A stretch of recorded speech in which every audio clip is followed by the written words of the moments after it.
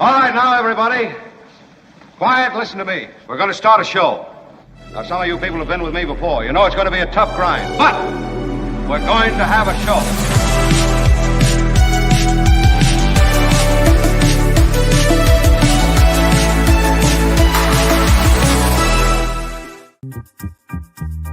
Greetings from our nation's capital, Washington, D.C. It's our last day here in this gorgeous city, the seat of power, the seat of so much of our taxpayer wasted dollars. It's great to be near it all. We're joined by, of course, Kim McAllister, whose news will keep us on course all morning, and the commissioner, Albert, is producing the show. And on Fridays, Albert is charged with curating one of the favorite segments of the week, which is Friday Fabulous Florida. So that curation will be realized at 10:35 as we, that's Pacific time, as we begin Friday Fabulous Florida. But between now and then, we'll visit a few issues. The United States of Guns increases the eligibility of those who want to buy weapons. I'll touch on that. Pandemic border restrictions, the Title 42 restrictions ended at midnight, and we'll talk to an award-winning journalist about what's going on at the border. We'll do that in just a couple of minutes. Law and disorder, there's much to do. Shoplifters in San Francisco.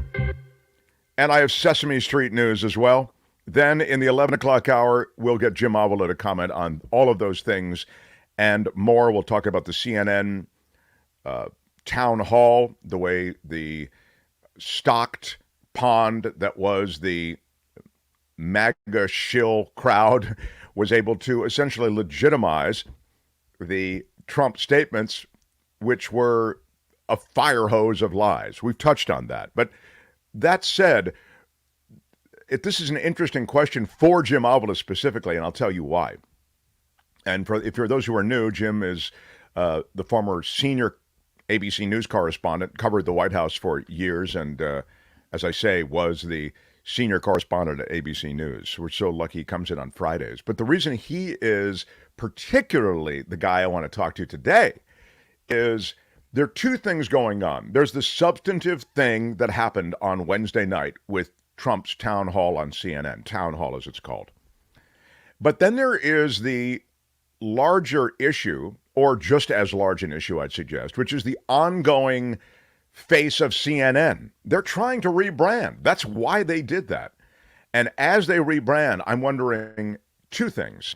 One, can they successfully rebrand, capture the Fox audience, which is absolutely what they're trying to do. I mean, that's been widely reported from insiders and outside observers. And what does that mean, that rebranding, that repositioning, for the general state of information as we go forward and enter a 2024 presidential campaign? We'll talk to Jim Avila about that. And of course, the Culture Blaster Michael Snyder here on Fridays. What to watch this weekend? Blackberry, Hypnotic, Book Club, The Next Chapter, Monica, Fool's Paradise.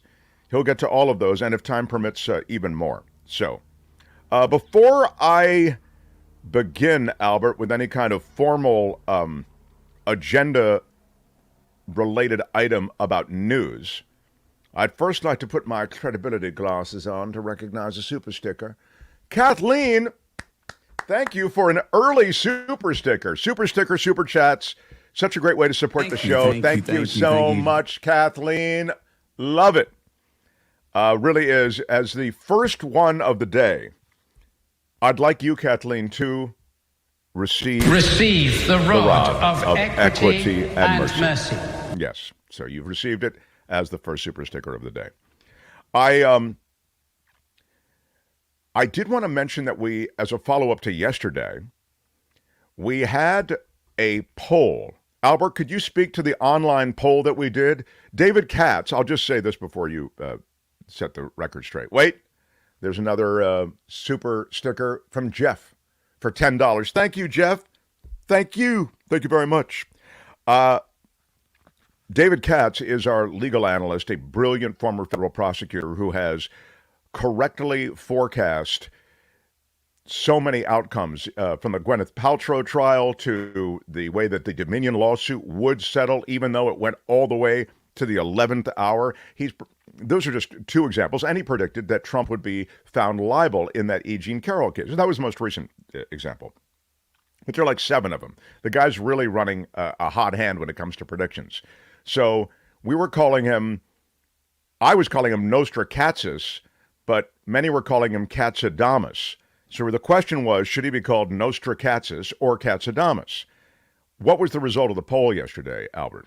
Yeah, so Katzadamus got 77% of the vote, so that was the popular one, and we got some art that was just sent in to us yesterday. So yesterday, within an hour of the show and the official online poll establishing Katzadamus, we got this mashup of David Katz and Nostradamus. That's really good. That's good Photoshop. That's awesome.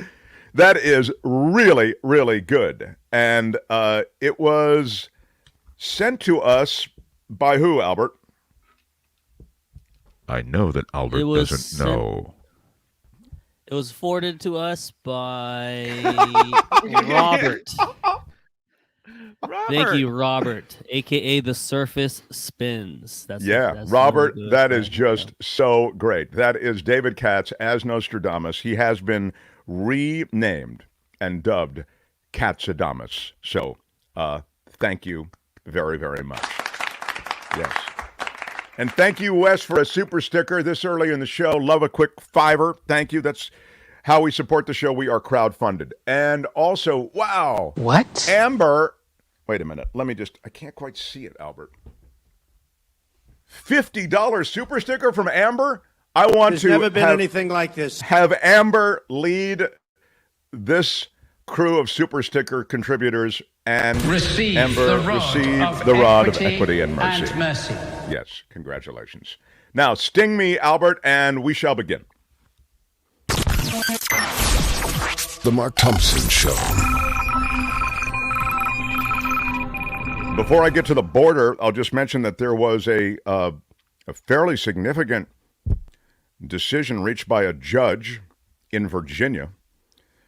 The case is about banning gun sales to young Americans from 18 to 21. The ban on adults under 21 had been in effect. Can you say that one more time? The ban on selling handguns to adults under 21. Thank you, Kim, because my signal is in and out because this is a Wi-Fi situation. It had been a ban for young adults under 21. Okay, so if you're 18, you can buy things, but they won't let you buy a gun from a licensed federal firearms dealer. And U.S. District Court judge in Richmond, Virginia, said that violates the Second Amendment. Unconstitutional. Kids got to be able to buy guns too. Those kids who are 18 to 20. And so they will be able to. 71-page ruling. This judge notes that, as I was saying, you can do a lot of things when you're 18. You can vote. You can enlist in the military. You can serve on a federal jury. Why should you not be able to buy a gun? And so you now can buy a gun. He's just saying, essentially, look, the statutes and regulations are not consistent with consistent across the board. There is one note on the 18 to 20-year-olds who have weapons are 3 times as likely to commit violence with those weapons, statistically. So there is that. But again, the constitutionality has just been established by this judge in Virginia. So that's the latest on that. Is Steve in the green room? I think he is. So now I want to get to this border issue. Sting me, Albert, if you would, please, and we'll move on. The Mark Thompson Show. The pandemic border restrictions known as Title 42 ended at midnight. And that had been a policy, essentially, that really limited. It all started with COVID, but I suspect it was a hook on which a lot of immigration issues were hung to essentially try to reduce the flow of immigrants to the U.S. Now, apparently about 3 million people didn't gain entry to the United States seeking asylum during Title 42.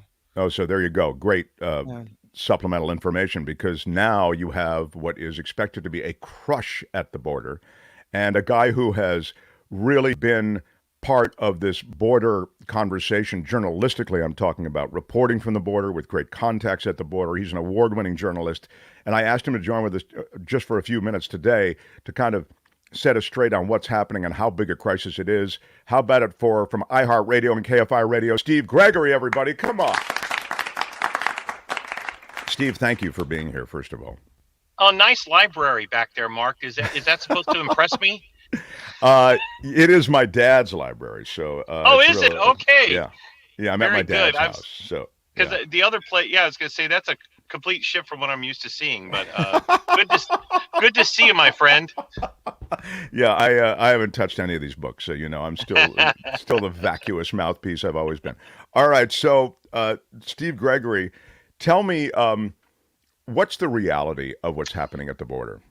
Yeah, so the reality is it's a mess and it's chaotic right now, but it is organized chaos. I spoke to some border agents within the hour that have been telling me that surprisingly it's been a pretty orderly situation down at the San Ysidro border. That's the area I'm focused most on because it's south of LA, and that's the busiest land border in the world, by the way.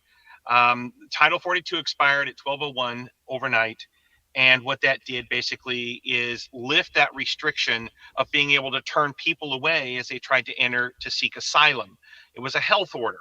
And after that expired, the Biden administration reenacted, if you will, Title 8. That's a law that's been on the books for decades. And Title 8 now says you have to have had to apply for asylum in the most adjoining country of your home country.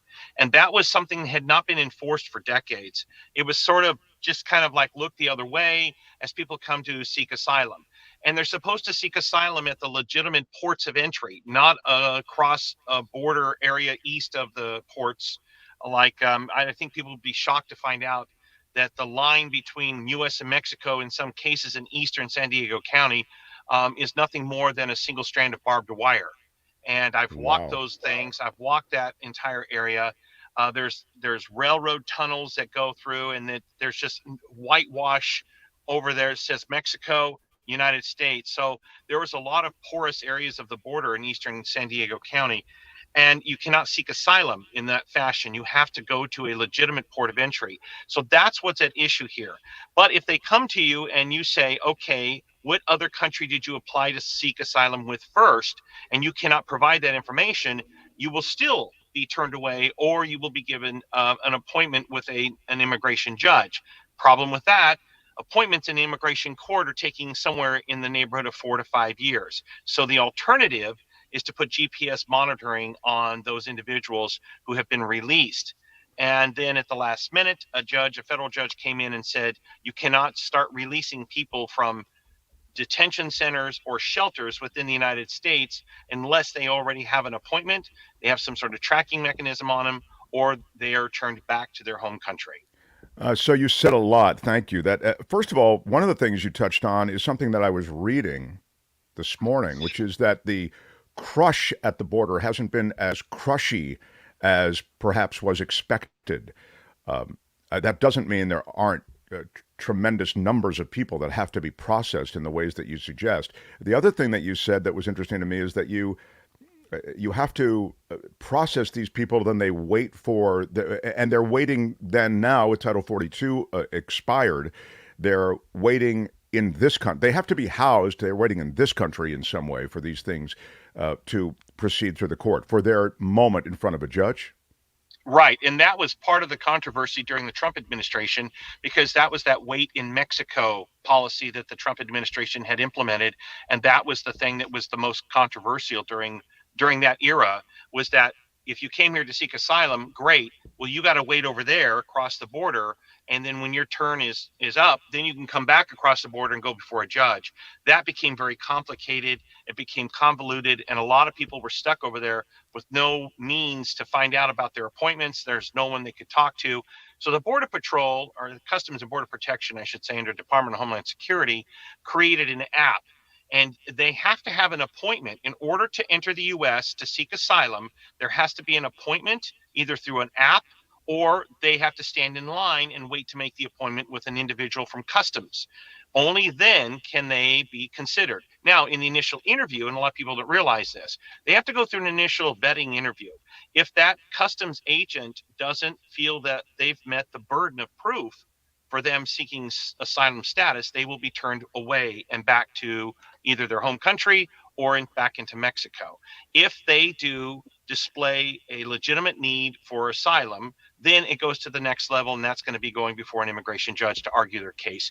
A border agent or a customs agent on the ground cannot make those decisions. That are only made by a judge. But that initial screening to which you refer, the having to decide whether somebody legitimately is eligible potentially for asylum, who is making that initial judgment? Well, those are going to be specially trained customs agents. Okay. Customs agents that have gone through very, very specific and rigorous training on what to look for, what to ask for, vetting whether the stories are legitimate, do they add up? Because let's be frank, there are a lot of people that simply just come in and say, well, I feel persecuted. Well, how do you feel persecuted? Then you got to run down the list. And the asylum laws are very specific. People don't understand that financial distress or poverty is not grounds for getting asylum. You have to be religiously persecuted. You have to, and you know, going back historically, Sure. the asylum internationally, the asylum laws were created after the Holocaust, and it was so that the Jewish folks were able to migrate to other countries, friendly countries, and be accepted. And that was when the asylum laws internationally were established. So, but they had to go to the next adjacent friendly country. And in this case, people from Central America, Brazil, or wherever, they have to go to Mexico, and they have to ask for asylum in Mexico first. And then, and only then, can they seek asylum in another country. This is such a great point you're making. The legal hurdles are legitimately there. And if you're turned away for asylum now under Title VIII, it could be 5 years before you're allowed to reapply. Right. And back to your other question, you were asking about it wasn't so crushy down there. That's because in the last week, that was where the crush was happening, because they knew the expiration of Title 42 was looming, and they were making last-ditch efforts to get across the country while there was more, I guess, if you will, lax. They perceived it as more of a lax law or lax way of getting in, because they could simply come across illegally, say, I want asylum. Well, you got to do this and that and the other. And having been down there numerous times over my 20-something years in this market, I could tell you that a lot of them just claim asylum status because then they get to go into a federal detention center, which is clean, it's safe, it's hygienic. They get 3 square meals a day. If nothing else, it's a respite from the kind of life they've been leading up till that point. And a lot of people were trying to get in at the very last second. And then you can hear megaphones from border and customs agents along the line down there telling people, do not try to cross illegally. Do not bring your children. It's dangerous. There's razor wire up there in Rio Grande, for instance. In Texas, that's the river. It's very dangerous. People have died coming across the border. So they are also admitting, these migrants are also admitting they had been lied to. The cartels had a very sophisticated marketing scheme going on because they were making tens of thousands of dollars on smuggling operations. And they were literally taking out ads in papers, running radio spots, television spots, putting up fake travel agencies to lure these people in to say, listen, we can get you into the United States, pay us, $2,000 a person, and we'll get you right up there. We'll get you across, and we have someone waiting on the other side for you. It's just easy peasy. And when they realize that's not the case, that's what's going on with hundreds and hundreds of these migrants now along the border in Tijuana, right there at the line. They've all been telling the border agents, we've been lied to. They were all told one thing, and the complete opposite is happening. Kim, Yeah, there was a decision this morning, and I just wonder what your thoughts are on this.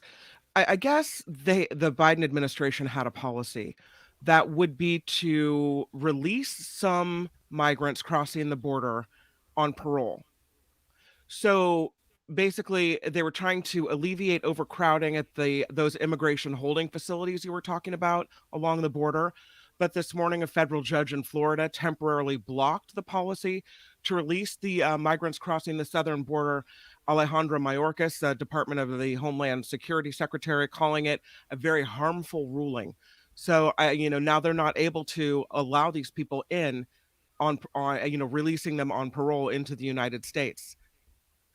Right, and the reason, and that was a push from the Republicans. The GOP were pushing that because statistically, those individuals that are released into the country very seldom, if ever, show up to their court appearance.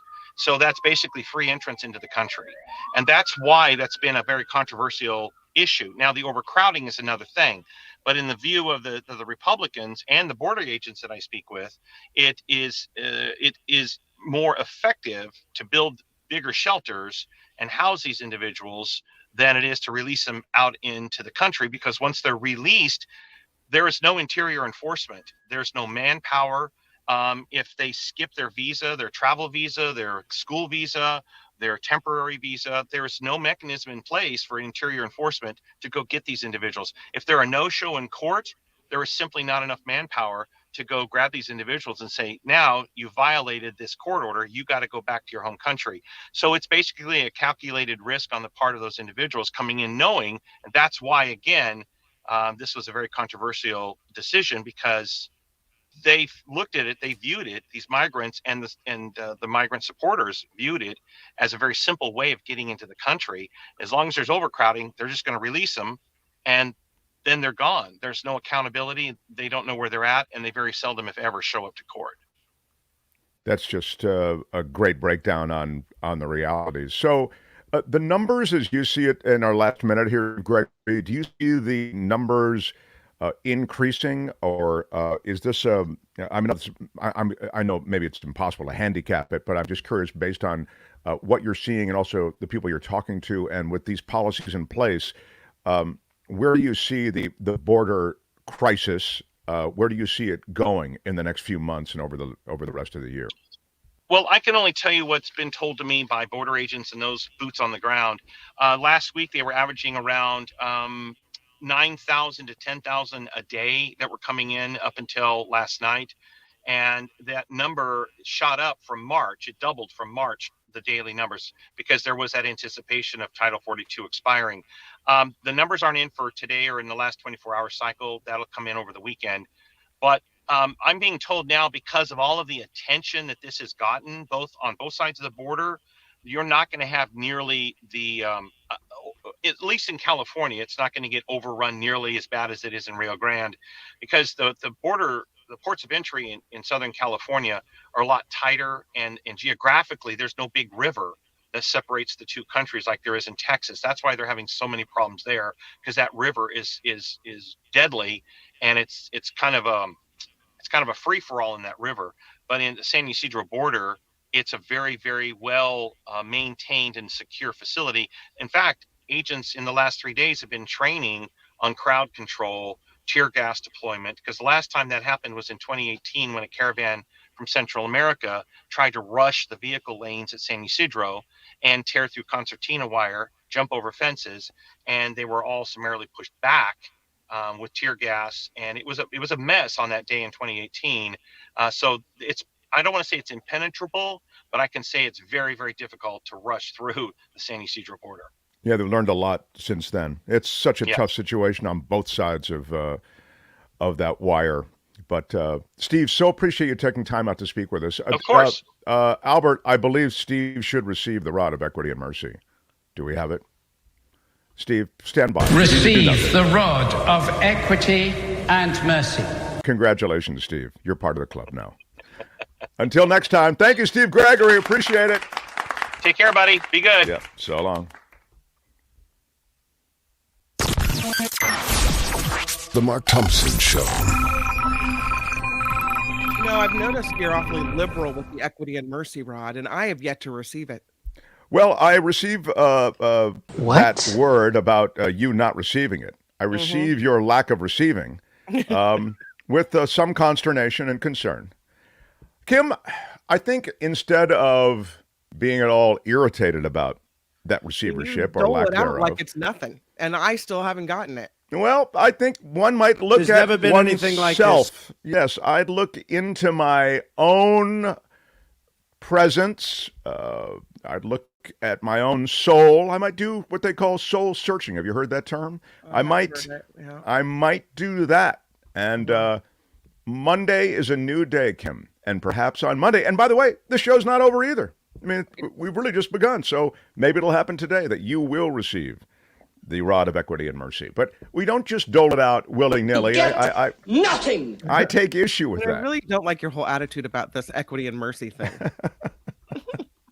The gray whale that spent a record-breaking 75 days in San Francisco Bay has finally washed up on shore. So sad. One of two gray whales that washed up at Point Reyes National Seashore over the weekend. Scientists say a 39-foot adult male gray whale that they had been tracking in San Francisco Bay for over 75 days likely died of injuries from two separate ship strikes, as well as starvation. The cause of death for the second whale, a 37-foot male that appeared to be in good condition, they still don't know the cause of death. I'm so deeply troubled by this, as you know. I'm deeply troubled by the relationship we have to wildlife in marine environments and on land. It's just a very sad thing that our need for commerce and for business interests related to these ships is such that the heavy ship traffic makes these boat strikes almost inevitable. Now, as I've mentioned before, there's supposed to be speed limits and supposed to be ways in which the threat to these whales is reduced, but oftentimes these speed limits are ignored, and it's just a sad, sad state. Gray whales, of course, migrate past the bay, San Francisco Bay, between mid-February and mid-May. That's their migration pattern. They leave breeding grounds in Baja on the way to feeding areas in Alaska. And until recently, it was rare for them to stop in the bay, but the population has been struggling. And they call this an unusual mortality event. It's been happening since 2019. And they think, scientists do, that they may be stopping to look for food during this long migration. There is just a massive shift in ecosystems, in marine ecosystems, and this is the result of that. But we were talking about it when it was all going down, so I thought I'd quickly update it. Also, the El Nino, believe it or not, is showing itself in the waters off South America. There is warming there. El Nino is typically, as you're aware, associated with a big rain event. So they're talking about that potentially for the winter, already looking ahead. I know it's supposed to be really hot. I think it's going to be very hot in the Bay Area this weekend. Isn't that right? Sure. Wow. And you wonder about the rod of equity and mercy. Anyway, the warming of the ocean waters off South America, that can alter weather across the globe, but California's summer temperatures, the amount of rain for the winter, those things can all be affected by these sea surface temperatures. It's probably the greatest relationship that they can find, scientists can find, and climatologists can find, is the relationship between sea surface temperatures and climate. So I have 84 today, 94 Saturday, upper 80s for Sunday. Okay, there you go. And we're bouncing between the 80s and 90s into next week. El Ninos don't automatically guarantee wet weather for California, but the stronger they are, the more likely it is that we'll have a wet winter season. So there's another one on the horizon, is the latest. When we come back, we will get to the freshly curated Florida news. Albert, how would you describe the Florida segment upcoming, please? Well, I think we've been blessed with great and wacky Florida story like throughout the past couple months. It's kind of been Florida's kind of had their act together the past few weeks. I have to dig a little deeper. I feel like I have to dig a little deeper. The research goes a little more, I got to get really in depth there. So unfortunately, it's at our loss, but you've risen to the challenge of having to dig deeper, but you're saying they have less misbehavior over the last week than you would have liked to have seen? Yeah, the past 2 weeks, actually. The past 2 weeks, notably very difficult for me to find the crazier, wackier stories. But there's 2 gator stories and there's some nudity, so I think 2 gator stories and some nudity? I mean, I feel like a better person already. Friday, Fabulous Florida next. Smash the like button like a boss. Smash it with your iron rod. Appreciate the thumbs up. Thank you for being here. It's our big Friday show. Mark Thompson Show. The Mark Thompson Show.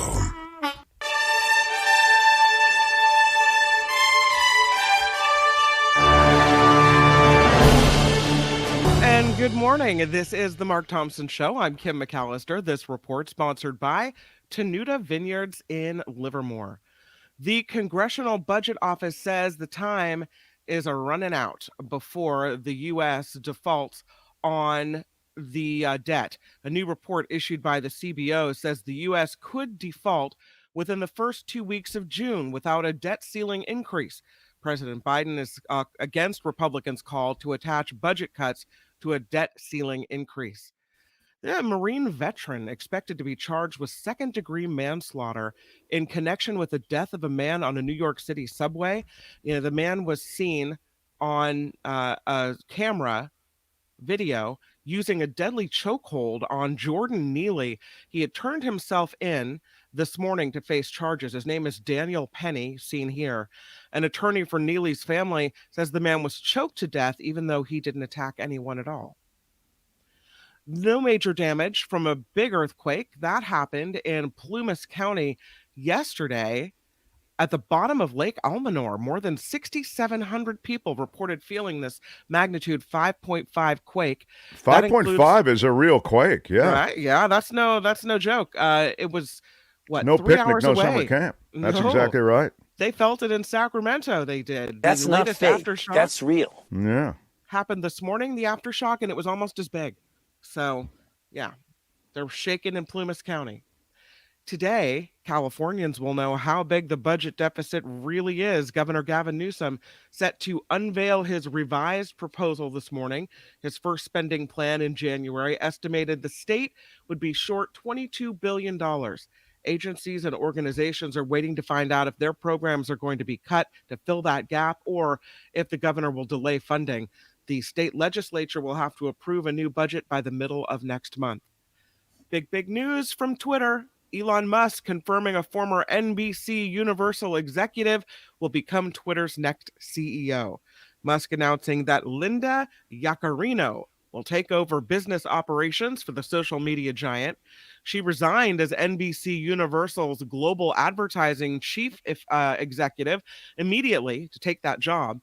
Musk's update on the CEO position came a day after he revealed he would be stepping away from the position and had hired someone who would start in about 6 weeks.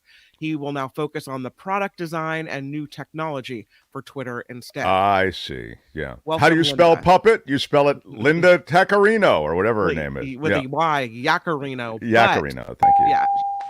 Yeah. Linda, that's a big job. I mean, I don't know. Would you take that job? You have to work for Elon Musk.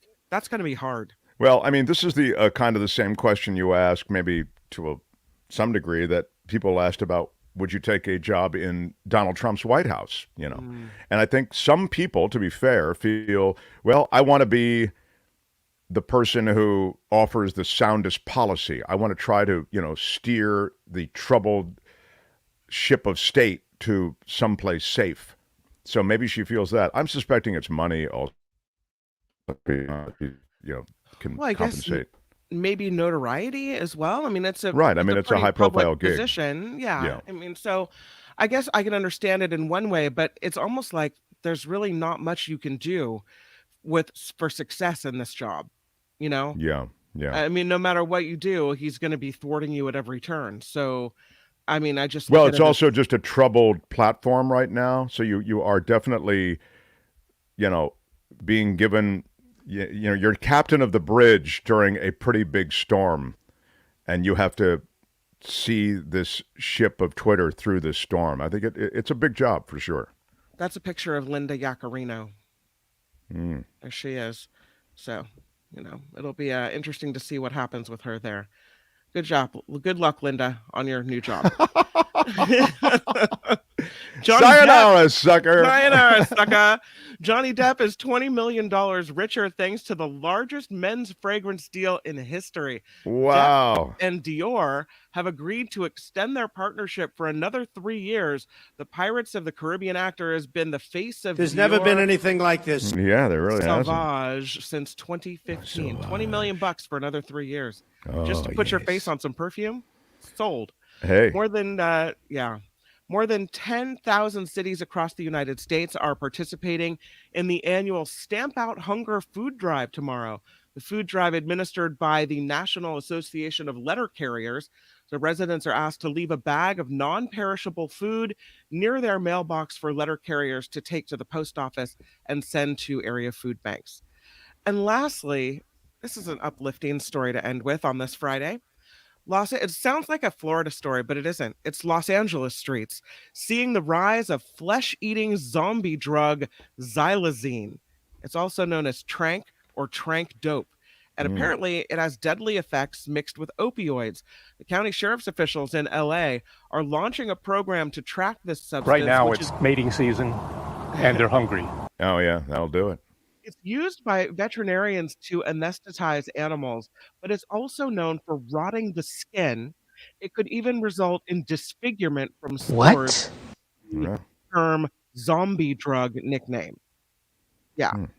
So you take the drug, I don't know if you get a high or what, I guess you get high, and then it rots your skin. It makes you look like a zombie, and welcome to Los Angeles.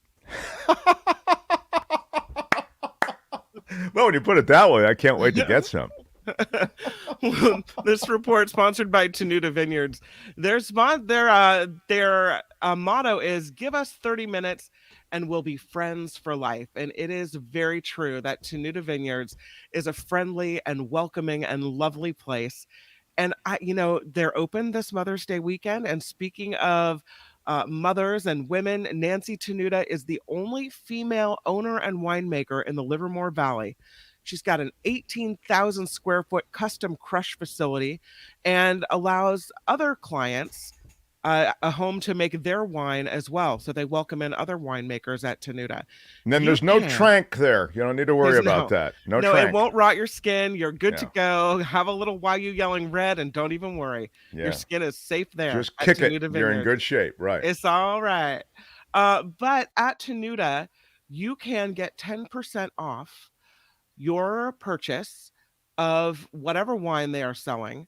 Here on the Mark Thompson Show, we have a deal with Tenuta that if you call Rich at Tenuta Vineyards, and there's the phone number, 925-699-4576, and you say, Smash it with your iron rod. Thank you. You get your 10% off. So congratulations. I bet you could even do it in person on Mother's Day.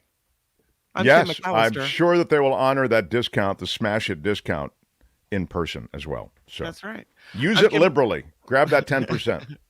But you don't try to give them equity and mercy. They just want the iron rod. Yeah. Well, I mean, frankly, you can't give them equity and mercy because I'm the only one who can dispense the rod of equity and mercy. I know. Exactly. I hear you loud and clear. Right. I'm Kim McAllister on the Mark Thompson Show.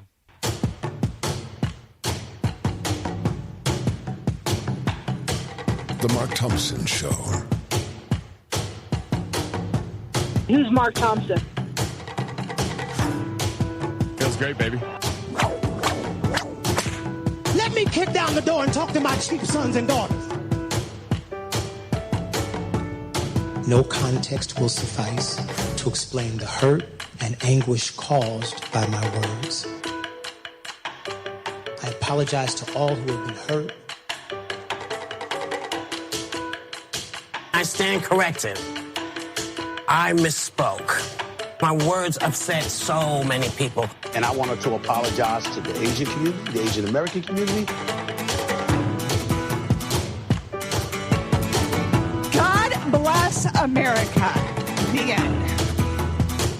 There's never been anything like this. Do I hit it long? Is Trump strong? Huh? Who is having that conversation? It's fantastic. That's not fake. That's real. The science is ridiculous. How would you handle this? We could try ignoring it, sir. If you get it in order, you get extra points. Listen to me. I don't want to hear you. You cannot say you love your country. Where are my weed smokers at? This is a word from the Lord, and he's not happy.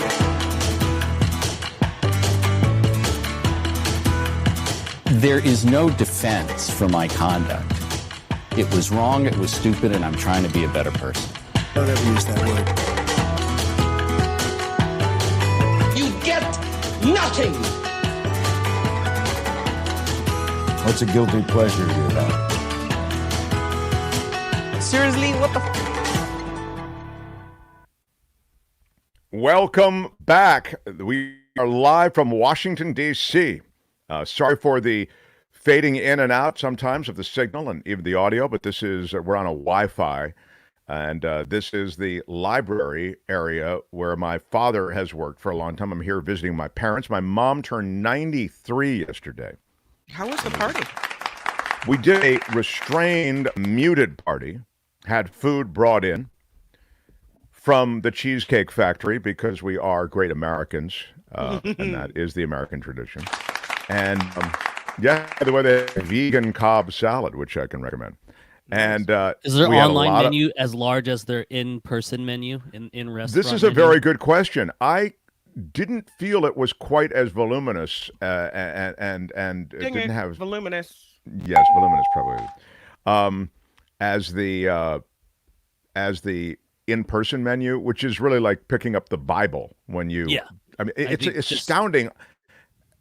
It's astounding at the Cheesecake Factory, don't you think, that they can make all of that stuff in that kitchen? Like, normally the key to a successful, a restaurant that's going to end up, I think, in the black, another really, making some money is, you can easily make all the stuff on the menu, meaning it's not going to overwhelm your kitchen.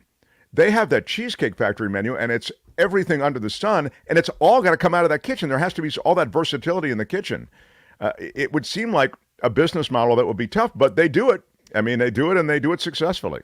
So they probably have a Gordon Ramsay type in the back, just yelling at all the at all those poor people trying to make 17 different types of cuisines. Right. You call that cheesecake? So I told you I went to the Gordon Ramsay taping, one of Hell's Kitchen, and I'll just tell you, you overhear in the restaurant, because it's a real restaurant, okay? And then there's a kitchen. It's a TV setup, but it's a real restaurant. It operates as a real restaurant. And you hear them being yelled at by Gordon Ramsay. And then two of them were sent out into the restaurant right alongside us, and they had to eat some, I don't know, I think it was scallops or something that were, still frozen or not cooked enough or something awful, you know what I mean? But it was really a wild experience. And then afterward, we go back, like backstage while it's going on after our meal, and Gordon Ramsay was absolutely charming, absolutely lovely. I mean, there was that's what everybody says about. He's like a very pleasant guy. He's just a normal guy. He likes until the camera clicks on, right? Until the red light comes on, and then whoop. Absolutely an act, but what a good act it is. All right, smash the like button like a boss if you would. And support our show in all the ways you can. Smashed it with your iron rod. We're completely crowdfunded, and we so appreciate you being part of the crowd. And again, we have the rod of equity and mercy now in the house. And again, I would counter the narrative that I wield the rod of equity and mercy with any kind of caprice, with any kind of, yes, thank you. In other words, I'm deliberate and considered about to whom I bestow the rod of equity and mercy. There's been some internal disagreement about that because Kim has yet to receive it. I feel like I've been stabbed in the back with it, honestly. Well, I rue the day the rod of equity and mercy arrived on this show. Oh, yeah. It hasn't worked out so well for Kim, but again, sometimes living with the potential of the rod is greater than actually having had the rod bestowed upon you. Now, without any further delay, and we certainly have delayed more than the requisite amount, I would welcome the freshly curated and always fun Friday Fabulous Florida. It's time for Friday Fabulous Florida. There is a gigantic alligator in my kitchen. A look at the weirdest stories from our weirdest state.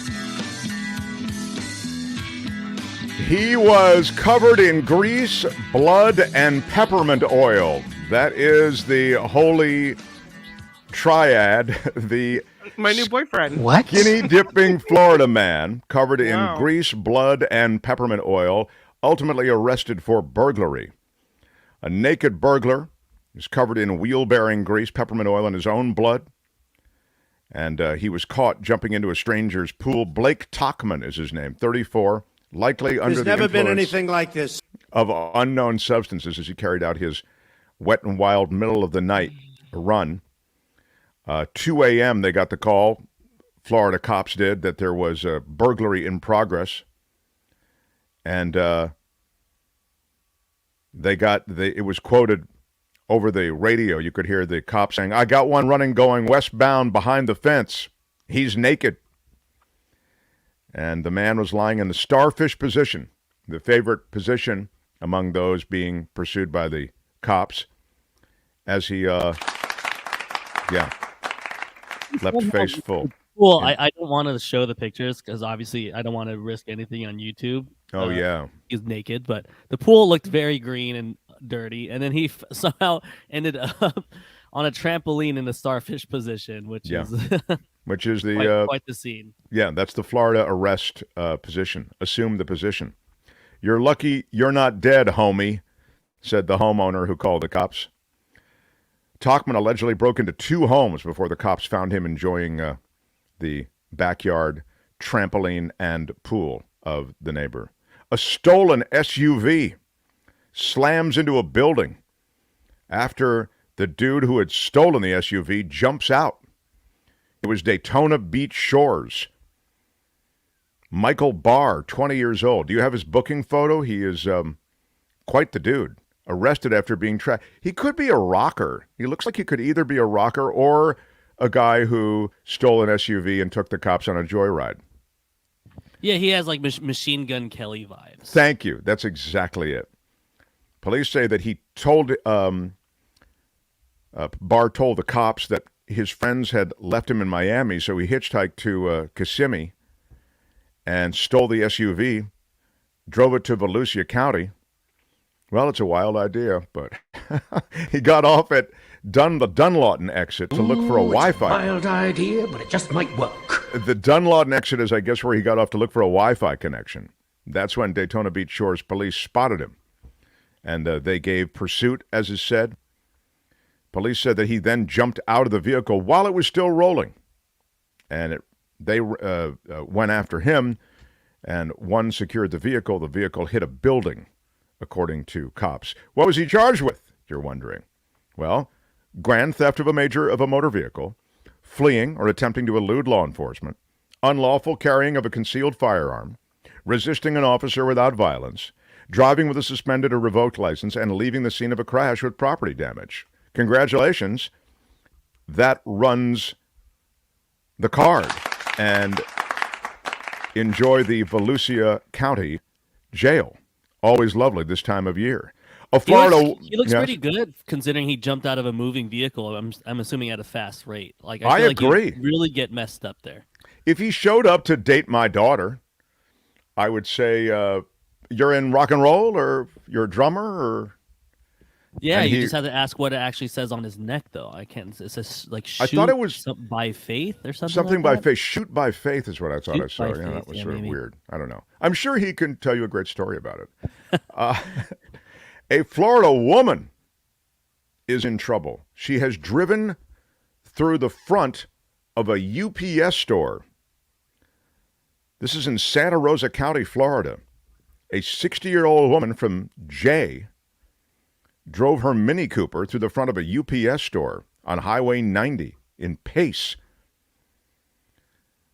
The customer, who was, I think, close to being hit, actually did suffer minor injuries in all of this from glass and debris, was a 35-year-old woman, is a 35-year-old woman. The same woman, prior to the crash, driving the Mini Cooper, and the 36-year-old woman driving a van backed into each other in the parking lot. So she was having issues. And then if you're looking on YouTube, you'll see what happened. The Mini Cooper, yeah, it was a quiet day at the UPS store till a Mini Cooper crashed through. The Mini Cooper, the 60-year-old, put the car in drive and pressed the accelerator, causing it to travel over the curb and into the UPS store. That lady in red who was just about to walk out the door reacted very quickly, jumping back. Did you see that? Yeah, and I think they said there were minor injuries, but it looks as though she avoided the worst. Yeah. A Florida jury has found McDonald's partially liable after a 4-year-old suffered second-degree burns from piping hot chicken nuggets. Yeah, the jury found both the franchisee and McDonald's had failed to produce instructions which would have prevented the child's injury. The girl's parents sued, and the franchisee and McDonald's were both named in the suit. The girl's parents sued for $15,000. This suit has ground on for a while. And this 4-year-old girl was burned by a hot chicken McNugget which dropped on her thigh. The parents say that she was left disfigured and scarred. Well, the jury found both the franchisee and McDonald's had failed to, as I say, produce instructions for the food that would have prevented the girl's injury. And the award will be granted as a result of this court action. I guess the mom... Not quite the Happy Meal there. No, it wasn't. I guess the mom just handed the bag to her kid without checking it first, as you would, because you would assume that would be normal temperature, and it wasn't. Yeah, she heard her 4-year-old scream, and she turned around, and in the back seat, there was this hot chicken nugget lodged between her daughter's thigh and a seatbelt, and that remained in contact with her skin long enough, the parents allege, that there were second-degree burns involved. So that's how that happened. That's a hot nug. Who knew? It's so dangerous, you know. But this, by the way, I'll give them credit. I mean, and I don't mean to look at the story at all skeptically. I mean, if this really did happen, you know, they took on Big McD's and they won in a court system that can grind you down oftentimes if you don't have the, yeah, so again. A Florida man is pleading guilty today to threatening poll workers. Faces up to 5 years in federal prison for threatening election workers during the August 2022 primary. Joshua David Lubitz, 38, of Sunrise, Florida, pleading guilty in Miami federal court to threatening election workers. My bad. I'm sorry. According to court documents, Lubitz was at a Sunrise Senior Center polling station when he heard counting election workers, when he was heard, I think there's a misprint. He was heard, hang on a second, hold on a second. He was heard hollering. I guess he was yelling at them, should I kill them one by one or should I blow the place up? Awful. That Lubitz said. He said, my dad would love this. It would be easy. This would be nice and sweet. So he's a pretty despicable guy. As Lubitz drove away from the polling site, he extended his arm toward two poll workers and made a threatening gesture toward them with his hand. and now he will await sentencing. Sentencing is scheduled for later this summer in July. But, yeah, I mean... Volunteer workers. Just, what's happening to poll workers, it's crazy. I mean, this is, often seniors, people with extra time who want to help the process along and keep it legitimate. And this is the new America. They're threatened. They're doxxed. It's brutal. All right, give me some alligator. Alligator scares woman tubing down a Florida river. An alligator catching some rays in Fort White, Florida, gave 3 women quite a scare as they approached the relaxing reptile. Here it is.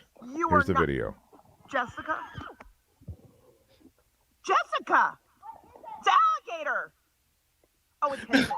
It's on a log. Jessica, heads up, sister. It's on a log. It's looking right at them. It's not sleeping. Oh, my God! Jessica's just floating right by. I've never seen a gator on the instant talkie ever! She's never seen anything like it. this. Yeah. Wow, they seem to be enjoying it. There's never been anything like this. It's all laughs until the thing launches at you. Right now. Maybe tubing in this area is not the wisest choice. Yeah. Alligators normally go into the water when approached to get away from humans, according to alligator experts. Chances are she was a mama gator protecting her nest that was close to her somewhere. That's what you got to worry about. Mm-hmm. You never know when it's a mama gator protecting the kids, and if they feel threatened, they have no choice but to launch. A wild video, which we will share, shows a 5-foot gator roaming storm water pipes underneath central Florida. You always hear about this, that Florida is infested to the point that underground and in the pipes, there are tons of gators, and they can even come up through your toilet. Ew, no. But there it is. This video again showing this 5-foot gator that is cruising around Lockwood Boulevard near Riverside. This is a robotic camera to get under the road. They use this robotic camera to figure out what was causing some potholes above the ground. And it turned out to be a full-blown alligator. We're right up close to it. Look at that, 5 feet. I don't think the alligator huge. likes the camera very much. He's like, get away. Yeah. Wow. The city leaders say, let this be your friendly reminder not to play in storm pipes.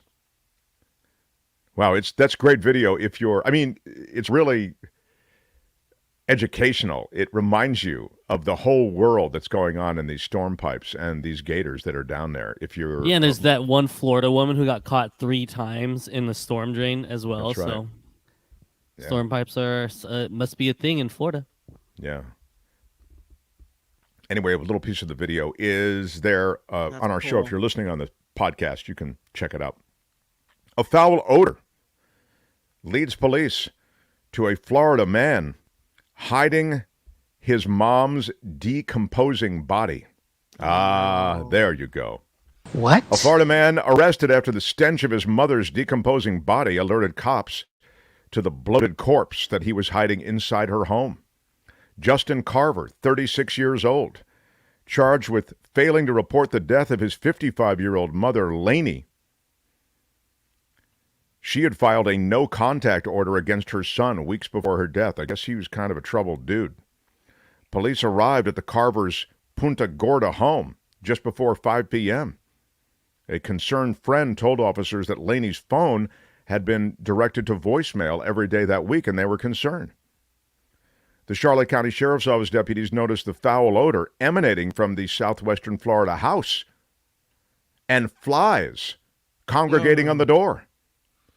They got no response at the front door and back doors. Officers searched the perimeter of the house, and they noticed Justin Carver laying down in a bed inside. Only when the cops began rapping on the window did he then open the door. Carver immediately closed the door behind him before he sat down on the top stair of the doorway and was staring at the ground. The deputies promptly clocked Carver's evasive behavior, asked him to open up the inside of the house, but he tried to keep them outside. Carver eventually relented, let the officers inside. That's where they found the mom's body on her bedroom floor between the bed and the wall, according to documents. I'll leave other descriptions about the body out just for the sake of good taste. He looks like a troubled guy, wouldn't you say, Albert? I don't know the, I think it's I don't know if you can show the... Yeah, let me grab it real quick. I'm working on our polls as we speak here. Oh, I see. Of course. We're polling for the favorite online. Murphy writes, she's the last woman he'll ever touch. Yes, there he is. Oh. Yeah, he's got a Manson-ish kind of look, but he is now behind bars. Sadly, his mother is no longer. And finally, a Florida man watched adult films in public with the speaker at full volume.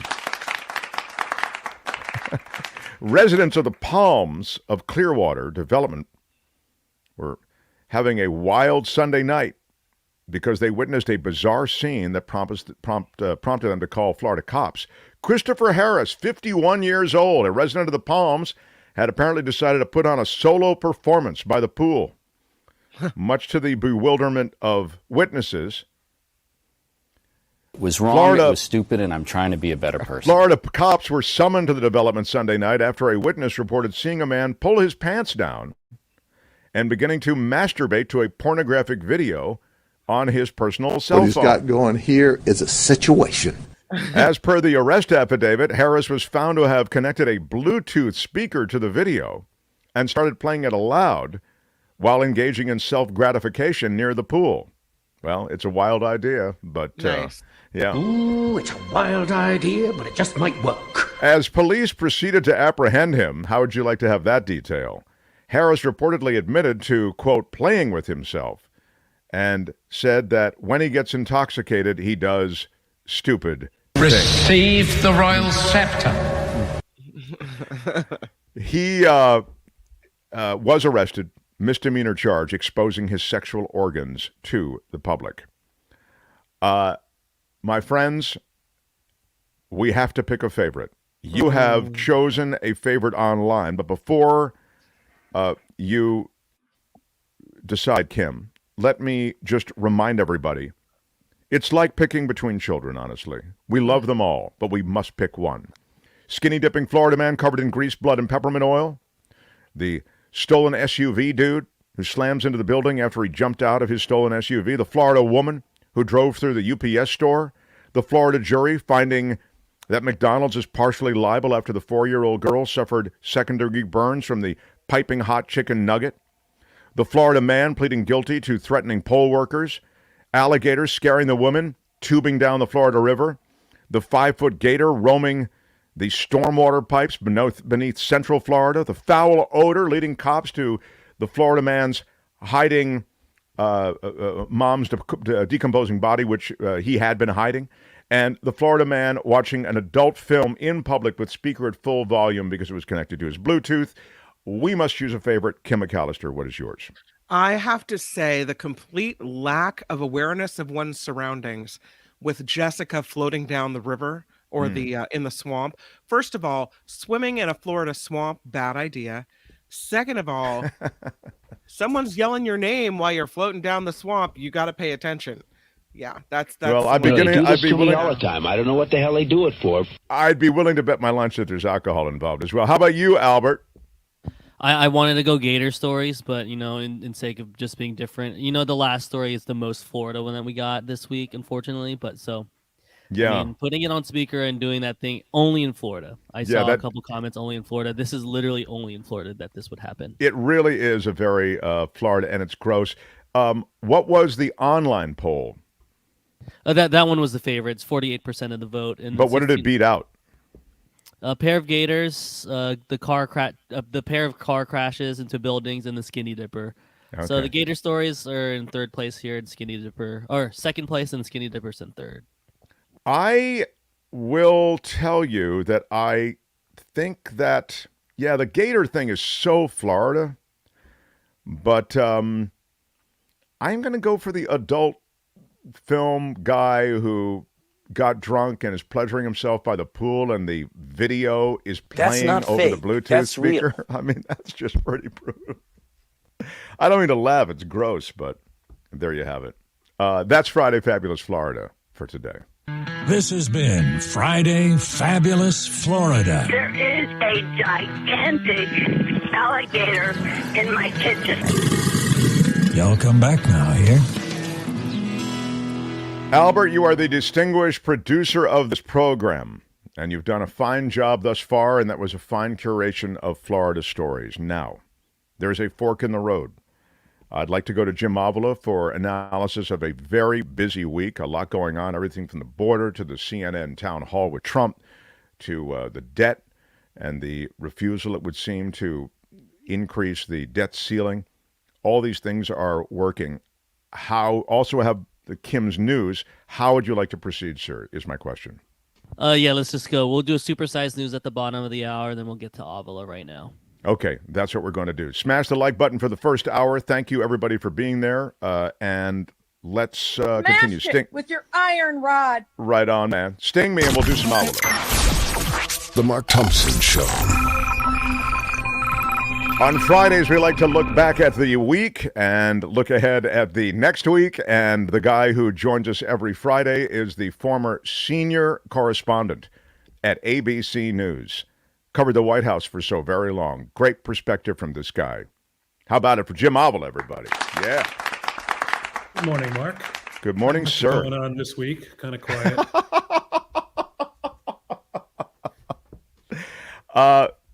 Let me start with the border, and then I'm going to get to the madness that was the CNN town hall with Trump. And then I'll get to the debt thing, as I say, and maybe other stuff as well if time permits.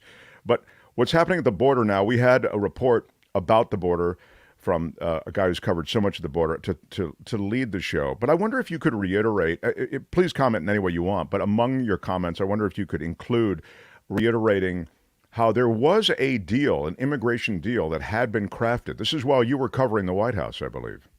Right, and covering the border.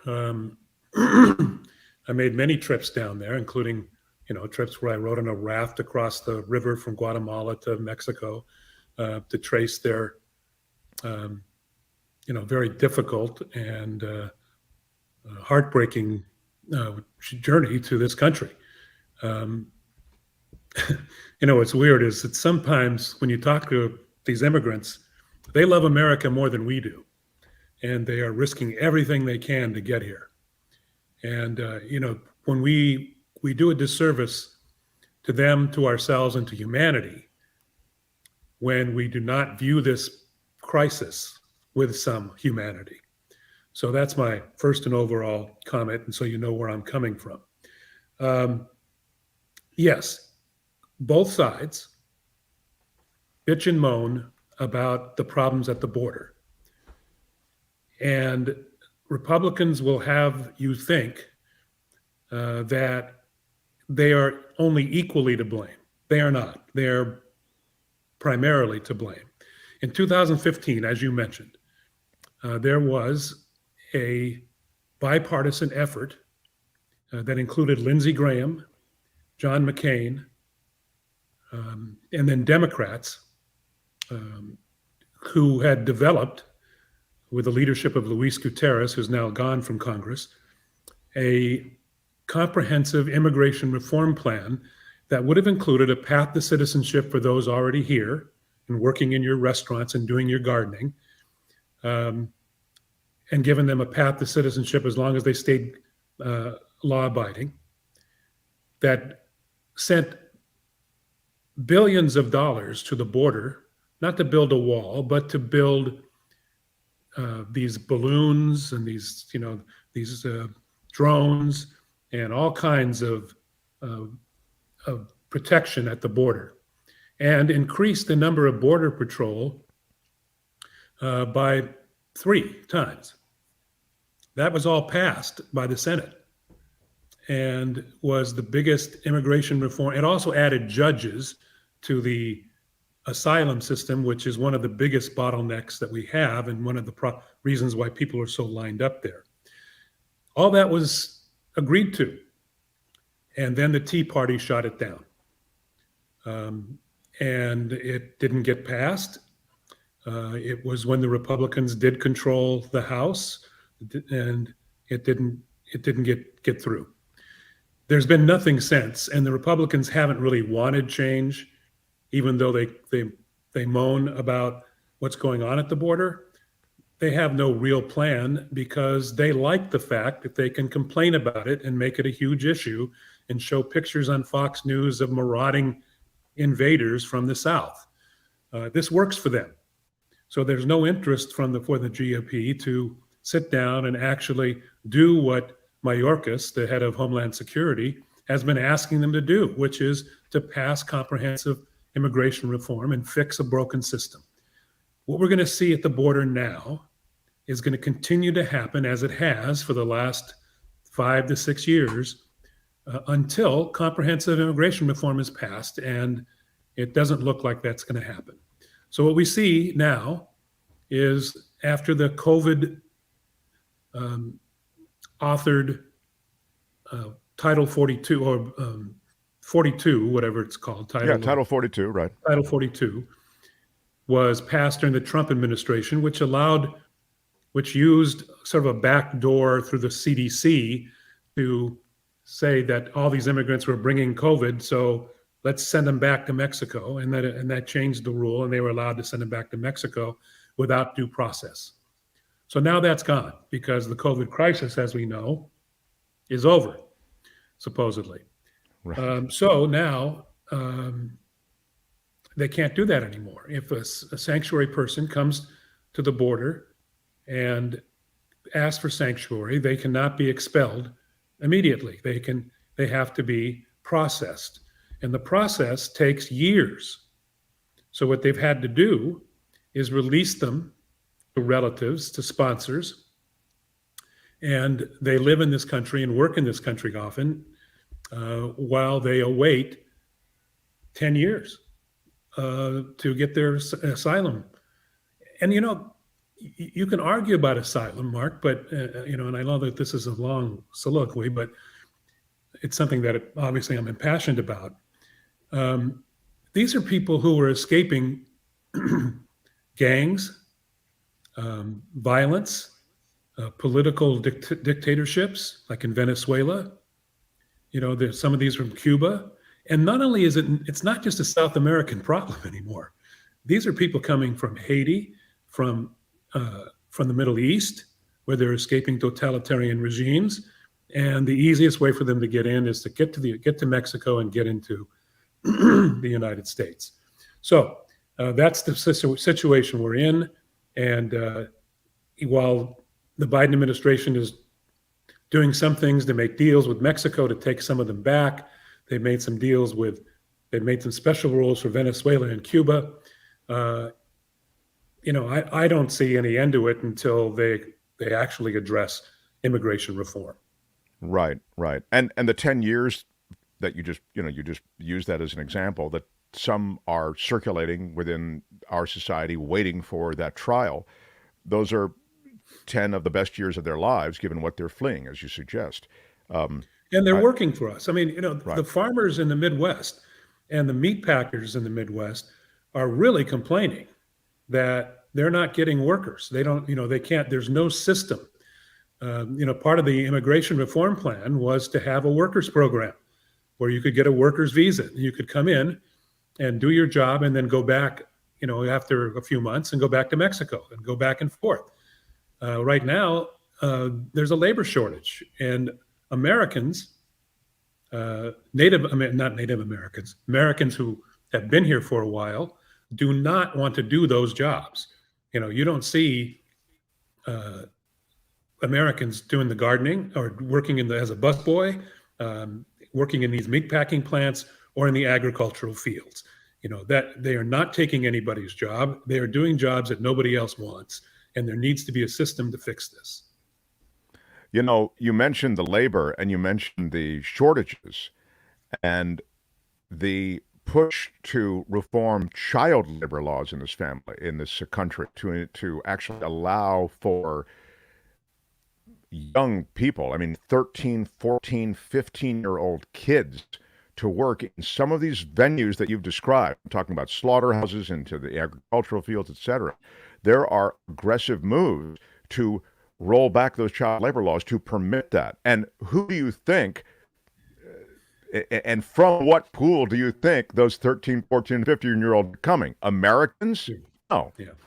They're No, and in crossing the fact, border now. 60 Minutes just did this weekend, last weekend, investigative piece on how there are 12-year-olds and 13-year-olds working right now in these meat packing plants. They saw them, they took pictures of them. There's a huge Labor Department investigation because of it. So it's already going on. It's already they're already being abused, and it's a relatively simple solution. There was a Bracero program, there was a workers program in the past. These things work, and there should be some kind of program which allows immigrants to come in, get jobs, work, and then by staying clean and staying out of trouble, they eventually get the chance to become citizens. And that is not happening. One of the reasons it's not happening is the Republicans fear, and you hear it all the time on programs like Tucker Carlson, that they believe that they're being replaced, and mostly replaced at the voting booth is what they're concerned about, because clearly immigrants are not going to vote for people who hate them. And that's what they're being asked to do if they come over here and vote for Republicans. So the Republican Party is doing its best to keep them out. It's also trying to change laws, amazingly, to stop young people of all nationalities, Americans, to stop voting. They're trying to get the legal voting age up to 25 in some cases. It's nuts. They're trying. Their demographics are working against them so badly that they're trying some pretty desperate things. And so we get to the leader of the Republican Party now, and that would be Donald Trump, who was the center of this town hall, as they call it, on CNN. It was a TV show. The pond, as I was mentioning before, and I've mentioned the last couple of days, stocked with these MAGA shills and those who are essentially cheering his every utterance. And so when he makes statements of any sort, they're legitimized in a sense by this crowd cheering, laughing at some jokes that were, to call them in bad taste is to be polite. I mean, he was vintage Trump, and he was urged on by the crowd, which sort of isolates the moderator, to be fair to her. But I wonder if you could give me your thoughts on two things. A, that event, and B, the CNN repositioning as perhaps personified by that event. Well, as a journalist, I want to ask questions. So I want to have Donald Trump, because he does represent 50%, 60% of the Republican Party and 30% of the nation. We got to ask him questions. It was the format, I believe, that was a mistake, a huge mistake, the underlying mistake. You can't treat, they say this is the same format we've used with other politicians. Well, Donald Trump, you cannot treat as another politician. You have to treat him differently. He's proven that every other word is a lie, that he will defame, insult. He's been proven that he defamed and sexually assaulted a woman. Okay, that's been proven. He's charged with cheating and on his taxes or in his bookkeeping. He's lost his right to run a charity. He's lost the right. He had to pay millions of dollars for his college stuff to people who were ripped off. He's proven that he is not the normal candidate, and to give him what CNN was claiming is their normal treatment was not the right thing to do. They needed to either find some way of having a team of their specialists putting chyrons up underneath every time he lied, which would have been distracting and difficult to do. They needed, secondly, I don't have a lot to criticize about Caitlin Collins. I think she did the best she could. Was she perhaps the best choice? No. CNN employs Chris Wallace. CNN employs Jake Tapper. I mean, even Anderson Cooper, who's not the most penetrating or questioner, might have done a better job. But Collins was not the problem. The problem was CNN set her up for failure. They allowed this man to have a megaphone who doesn't deserve it, and he was able to spew his lies and his vitriol again. Now, President Biden and some Democrats, they get work for them. Biden's tweet was, "You want 4 more years of that?" And that was a smart, maybe it's not him, but his people, that was a smart reply. And so it did give us that insight into what we had all tried to forget. And, it's been a pleasure for many of us to get up in the morning and not worry about what is Donald Trump going to say or do today. Unfortunately, this put him back in the forefront. And I don't know what you do about that, because I do think he needs to be questioned. I would have preferred, if it was me and not my friend Chris Licht, who is a friend of mine actually, who I disagree with. He's the guy who runs CNN. Runs CNN, right? And he was, came up through local news like many of us. He worked at KNBC in Los Angeles with me, producing or associate producer at a O.J. Simpson show that I was on. So I know him, and I know him well, and I've been in touch with him over the years. But in this case, the decision was wrong. They should have had a sit-down interview, offered him a sit-down interview with no audience on tape, so that they could have fact-checked it and, frankly, edited out the insults, edited out the attacks on E. Jean Carroll.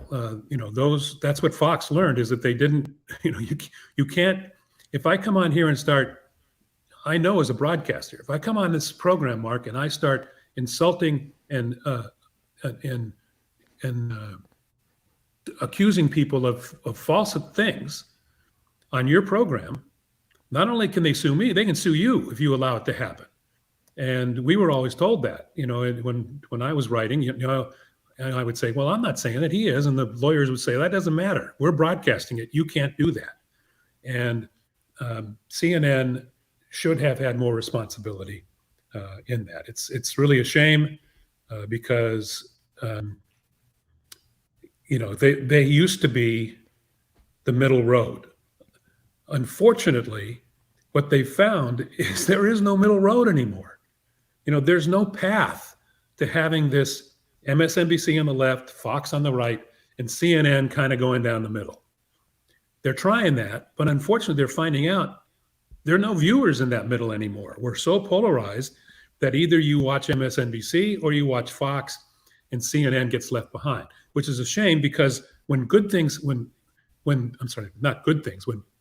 happen, the Ukraine invasion, think back to that. CNN was all over it and doing a great job. When there's a mass shooting in this country, CNN is all over it. So it's a valuable service, and it's really a shame to see it go downhill because of this.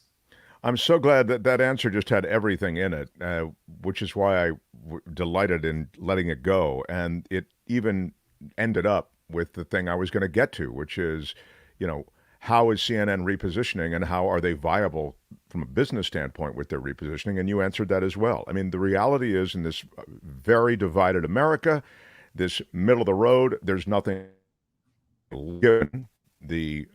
From what I'm told and from what I know from insiders who also know him and have heard from him, he was given the directive to go after these Fox News viewers who, it's perceived, are looking for a new home because they feel a little left out of the Fox scene right now.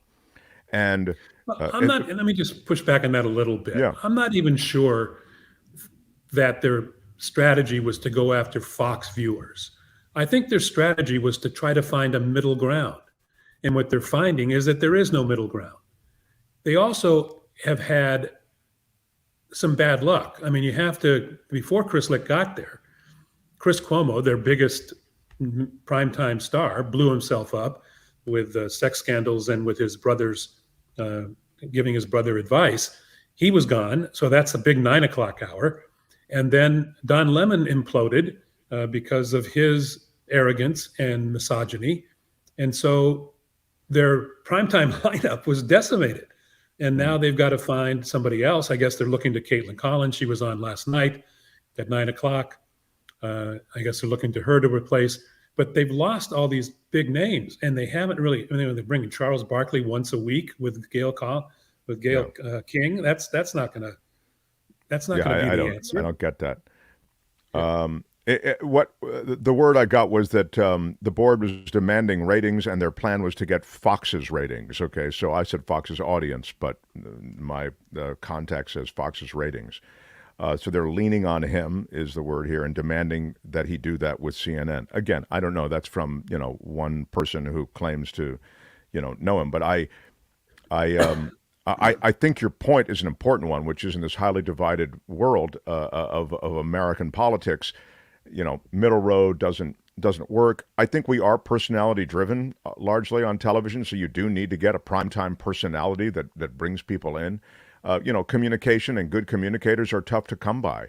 And so they'll need to find somebody. Again, it's not just about how you cover the news or what news you decide to cover, but it's who delivers it, So we'll see. Yeah, they're lacking in that. There are people out there. I mean, I've been harping on where's Brian Williams? Why isn't he their 9 o'clock news of record guy? I think he would bring a huge audience, and sure, he's had his issues, but those were off the air. I mean, off news with his issues, and maybe he's done his penance for that at this point, for exaggerating what he did while covering the Iraq War. Look, he's got George Santos to normalize him, so it's fine. I mean, whatever Williams said on his worst moment of interview can't even hold a candle to Santos. Right. So let me, in our last couple of seconds here, let me ask you about this debt thing, which you're on record as saying is just sort of theater. Is there a part of the theater that you would concede to me might be a bit different, given that the crazies are driving one of these cars or trying to grab the wheel, if I can use the metaphor, and legitimately could take it off the cliff? Witness what was said in that CNN town hall by Donald Trump, which is, I think, if there are no cuts, then we should just default. Yeah, I don't think Trump helped anybody, of course. He's trying to help himself, hoping for a disaster so he can campaign against Joe Biden. You want to sacrifice this country? Yeah, the answer is yes, he does. He wants to sacrifice this country. He tried to do it on January 6th. He has no problem sending us into a terrible recession and costing people thousands of jobs. Maybe I'm stupid, but I think there are still enough moderate Republicans who will not want to see Social Security stop checks going out to their voting bloc. Many of those people, those old folks like me, vote Republican. You're going to stop sending them checks? You're going to stop sending checks to the vets? It makes no sense. Also, now Joe Biden has this 14th Amendment issue over their heads, where his lawyers have interpreted the 14th Amendment as being that he cannot allow it to happen, cannot allow us to default on the debt, because it's part of the good faith of the United States, and he is, as president, charged with making sure that default doesn't happen. So he may pull that out of the bag, and then let them fight it in court. Is it dangerous? Yeah. We're in uncharted territory. We're in territory where people who don't really care about this country and only care about headlines and lies are in charge of a good part of the of the Republican Party. Yeah, they and care about their have personal brands, I think, a lot. Yeah, and they have the Speaker of the House by the short hairs. You know, Right. I mean, That's hi, right. Kim. Hi. I wanted to talk, mention something that you had said about editing Trump. Yeah, that came in as a super chat. I wanted to get to it also. So go ahead. I feel like if you, and this is kind of in one of those newsroom ethics discussions that, we all have, that I feel like if you edit him, you really take out what it is to be Trump and to remind everyone of the ugliness and the badness and the here's what we don't want 4 more years of situation going on. So you can't, if you wanted to edit out the laughter or edit out the, the things he could get sued for again, Right. is that doing a disservice to people who then don't really get the full picture of who he is? Well, it's a good question. I do believe that he should be presented largely unedited, but when he starts defaming people, then I think the broadcaster has a responsibility to take that out. And I would take that out, and I would mention that I took it out. We edited this portion because Trump attacked E. Jean Carroll in the same way he did when he was found guilty of assault and insulting her. So it's the defamatory nature of the comments as opposed to the offensive nature of the comments. Is that what you're saying? Yeah, I'm saying when he starts defaming people, and should we? There's a bigger question though, Kim, is how often do you allow him to lie over and over about the 2020 election? How often do you let him to do that over and over again on your air? I would argue that having him on was a mistake in the first place. You know what he's going to say when he gets I in actually, and I disagree on that. As I've told you before, he's the leading candidate in the Republican Party. He leads the field by a lot. He is legitimately the last president of the United States, and for that reason, he deserves. He's newsworthy. Whether he deserves that forum, I don't know. Then you put your organization at risk because every time he opens his mouth, well, you don't put him on live. Coming out. Yeah. I would not put him on live anymore. I mean he should. Right. He's disqualified himself, and if he doesn't want to do it because he don't want to do it live, then fine. See you on Fox. That. Well, and the last thing I'll say is that Donald Trump navigated and negotiated this situation for that town hall. He made sure as to who the moderator was, and probably by nixing some of the other people that you've mentioned. Maybe Chris Wallace was in that mix. Maybe Jake Tapper. Those would have been John King would have been great also. Yes. But I'm suggesting that he mixed those people, so he ends up with Caitlin Collins, and then of course you've got that town hall, and it was a circus atmosphere. It was absolutely like a Trump rally. All that was missing were the signs. So I felt like there were a lot of other things besides having him on that affected our takeaway on the night. But it's interesting because media is changing so quickly, and these media moments are changing, and the way that we dissect them is changing. So I got to wrap up, Jim. I love that you spend time with us. I'm so grateful. And I think you should receive the rod of equity and mercy, and I bestow it upon you now, sir. Yes. Just put it in the right place. Receive the rod of equity and mercy. And how about it for the great Jim Avila, everybody? Come on now. Come on. Thank you. Have a good weekend, pal. Yeah. You too. Thank you. Really? Avila gets the equity of mercy and whatnot? And I only love that we've denied you the rod of equity and mercy. I only love it more every time you complain about not getting it. So there's I don't that. know. She didn't even get the title correct the last time she mentioned it. So that's exactly the point. She barely knows the stuff on the show, and yet she wants the magical rod of equity and mercy. It's just what? I'm telling you, Kim, just let it come to you. Let it come to you. How about if I give you the rod of equity and mercy? How about that? With your iron rod. All right, Kim's a supersized news. I will tell all our stations on the Great Mark Thompson Show network that we will run long today to accommodate the great culture blaster, Michael Snyder. We'll get all the movie reviews in. Do not worry. That'll all happen. But first, some news from Kim, and then the Culture Blaster. Mark Thompson Show. The Mark Thompson Show.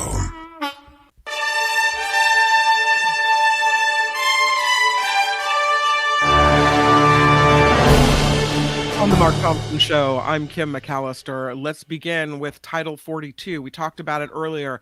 The U.S. is bringing back a decades-old immigration policy now that Title 42 has expired. The COVID-era policy that allowed for migrants to be quickly turned back at the U.S. southern border was lifted last night. So now the government returns to Title 8. That carries more severe consequences for migrants found entering the country illegally. Meanwhile, there's a humanitarian effort unfolding in Monterey County. The deputies found about 100 people living illegally in a converted greenhouse on Wednesday, some as young as 2 years old. Many had been there for several months. The greenhouse is on a nursery near Prunedale. It was divided into 62 units, complete with a makeshift kitchens, bathrooms, no windows though. The investigators say the owner charged up to $1,500 rent. He's now being fined nearly $60,000 a day until that code violation, or violations, plural, are fixed. A Republican candidate wants to now raise the legal voting age to 25. After the push to lower it to 18, we have now the proposal from entrepreneur Vivek Ramaswamy that would include exceptions for those 18 and older who serve in the military, work as emergency responders, or take a naturalization test. He says Americans should have some civic experience to vote. He wants it to be 25 years old. It's all part of the plan, right? It is. Well, the fewer people voting, the better. And for the thought GOP was, if you lower it to 18, that somehow benefits Democrats, right?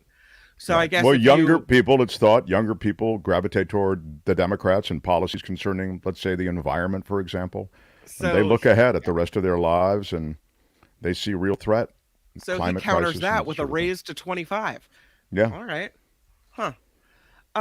Let's talk about the. I mean, that, by the way, that runs opposite all that gun legislation that I was telling you about at the beginning of the show, that judge in Virginia has now ruled that those who are 18 or older should be able to buy a gun.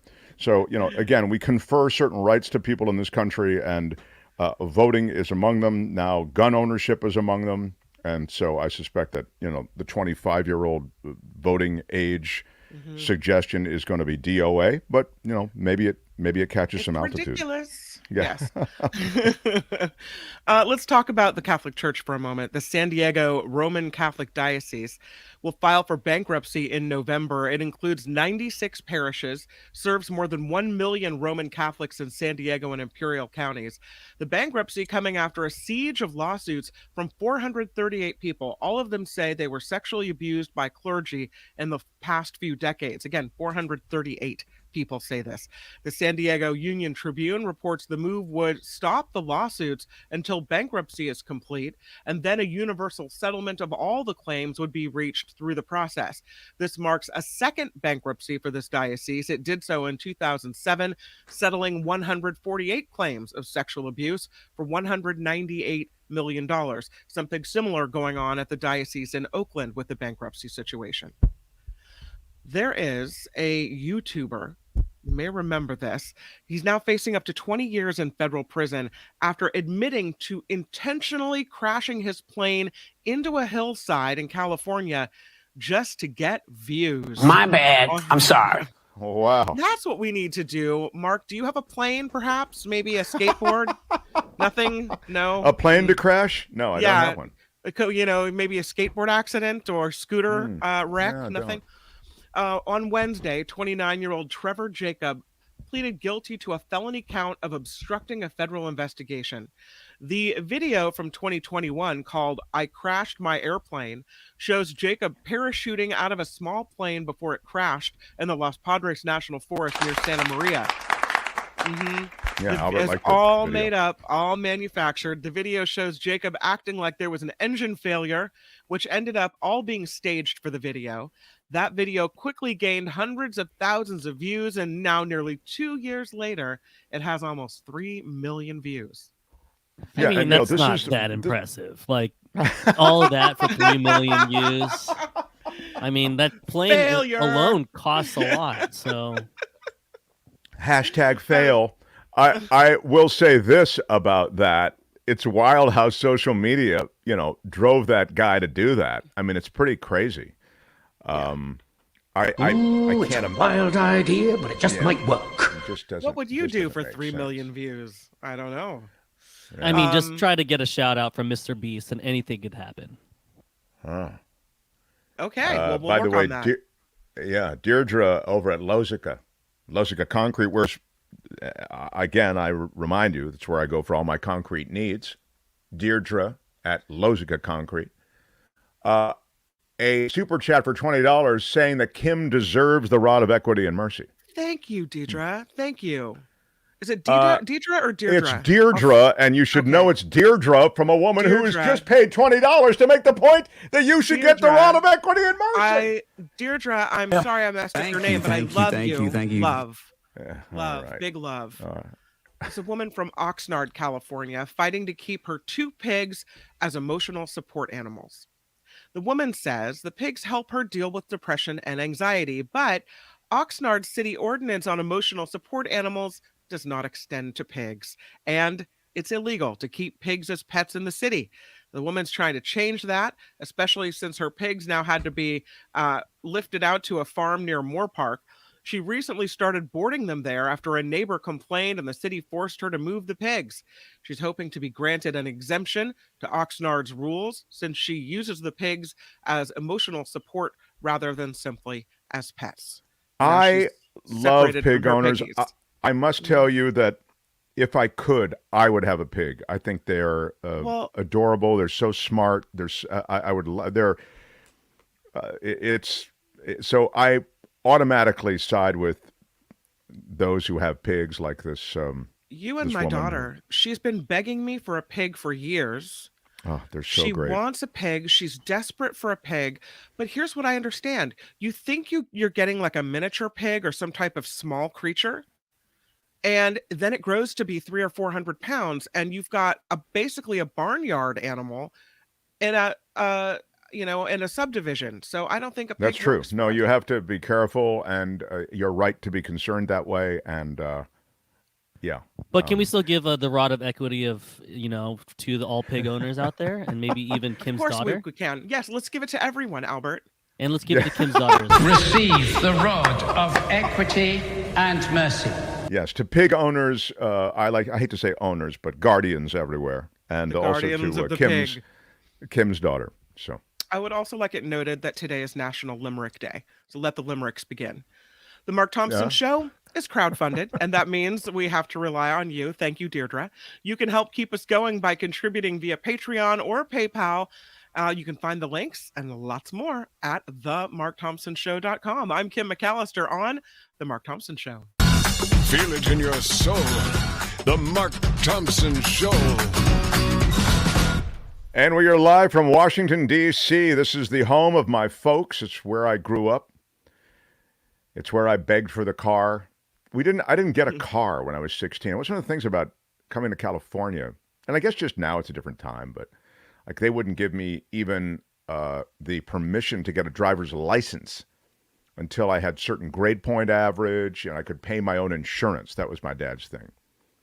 If that was the case for me, I don't know. It would take me a while to get my car. You still wouldn't be driving. By the way, for all the other kids who came up behind me, they waived all of those things. It was so much easier coming up for them. But so you can see, I really have grievances that I'm still working out here in the house. But thank you for your tolerance, because I know the audio goes in and out a little bit, and the video signal can be a little distorted at times. That's because we're on the Wi-Fi. Back in the studio on Monday. Albert, do you have his walk-on music ready? Because he is so special to us. Michael Snyder is the culture blaster. He writes in the Marina Times. When it comes to movies that have subtitles, some obscure Korean film, some obscure Danish film, he knows it. He knows the territory. He loves it. But when it comes to some big comic book movie, that the mother's book, his childhood, all of the comic books. When it comes to music, he is truly a remarkable dude. As the culture blaster, you can see him in the Marina Times, as I say. He comes and goes on a rainbow. Unless we don't have the rainbow. There it is. How about it for the great Michael Snyder, culture blaster, everybody? Yeah. Hey, hi, everybody. Major announcement. I have changed my name from here on out. I'd like you to refer to me as Rod Equity. The rod of equity and mercy is what it's referring to. Sure. Now, why is he echoing, Albert? Michael, I think we just have to reconnect. Are you using headphones or a speaker? I'm using a speaker because I'm on my phone. Well, you're going to have to reconnect. I could turn down the volume. I could do that. Yeah, that might be How's something that? you could try. Well, keep turning it. A little feedback. If I turn down the volume, I can't hear Mark. It almost sounds like you have a YouTube open. Yeah. We have to. I don't know. Yeah, Michael, if you could just reconnect and we'll get you back. Yeah. I don't want to argue about it, Michael, but if you can't get it organized, I'm afraid you will be ineligible to receive the rod of equity and mercy. So, sad technicality. I don't make the rules. I just have to administer them. And so I hope you can get back cleanly so that you can receive the rod of equity and mercy. While we're waiting for Michael, can I get to some chat items? Was there anything that I should... is he back? Potentially. Hello, Michael. Hey, hi. Can you hear me now, as the people say? Yes, perfect. Now, please proceed. You sound great. Yay. Yes. I have no idea what the problem is. Bring the rainbow back. I desperately need the rainbow. All right, Albert. He comes and goes on a rainbow. How about it for the great culture blaster? Michael Snyder is in our midst, everyone. Yes. Hey, hi, guys. Glad to be back and back after being back. Anyway, crucial playoff game tonight for my Golden State Warriors in Los Angeles at the former Staples Center, now known as Crypto.com Arena. And I have a fun fact for you. They were originally going to rename it Pyramid Scheme Arena, but thought that would be a little too on the nose. How dare you? I'm waiting for my crypto to bounce back. Good luck. Anyway, go Dubs. I'm excited about the game tonight. It's an elimination game, and obviously we are on tenterhooks. We hope things go well. You want to get to some movies? I'd love to, Michael. I'd love to. What do you have Let's for do us? that. I'm hot on the heels of the sharp and entertaining movie about the rise of the video game Tetris and the driven guy who pushed to make it happen. Blackberry That was is a good here. movie. I love Tetris, and now we have Blackberry, another delicious mix of comedy and real-life tech business shenanigans, okay? Blackberry, which is an incredibly effective, no-frills production, recounts the 1999 creation and the subsequent ascent and crash of what is widely considered the first smartphone. And that would be, of course, the BlackBerry, the invention of brilliant but socially awkward Canadian computer nerd Mike Lazaridis, his slacker pal Doug, and their scruffy crew. For all their groundbreaking smarts, their, we'll call it laissez-faire style is instantly in conflict with the vicious, shark-like behavior of Jim Balsillie, a nasty but seemingly effective management type who weasels his way into the role of their CEO and helps catapult BlackBerry to massive success for a time. I mean, does anyone remember those heady pre-iPhone days when the BlackBerry ruled the cell phone market? Even if you don't, it's a treat to watch these knuckleheads turn the tech world on its head. The movie, which has a workplace documentary vibe, was neatly and skillfully directed and co-written by Matt Johnson, who is also quite funny in the role of Lazaridis' compadre, Doug. And Doug may or may not be an amalgamation of two or more actual BlackBerry staffers, but that doesn't matter. It's Jay Baruchel, and he's wonderful as the in-over-his-head genius Lazaridis, and Glenn Howerton as the driven and unscrupulous Balsillie, who elevate BlackBerry to true heights. And there are no slouches in the supporting cast, which also includes Carrie Elwes, Saul Rubinek, and Michael Ironsides. So while it provides laughs and surprises and some late 90s, early 2000s nostalgia, Blackberry is a bittersweet taste of high-tech history that can serve as a cautionary tale about the general unpredictability and heartlessness of businesses, big and small. Highly recommended. Blackberry is in theaters. Wow. I love it. Great. We got a lot of comments in the chat. Everyone had a BlackBerry. I miss my BlackBerry. Ron Owens is a big BlackBerry guy. I was too. In fact, the BlackBerry keyboard was the key. I could literally, I could write an email while I was at dinner, never having to look at the keyboard because you could just tell it by touch. Now you can't do that. They make a big deal about the satisfaction of the clicking sound when you typed on the BlackBerry. We got to have the clicking sound. People have to be able to hear themselves typing. Yeah. It was really something. Anyway, that's so. And you like this offering, so very much.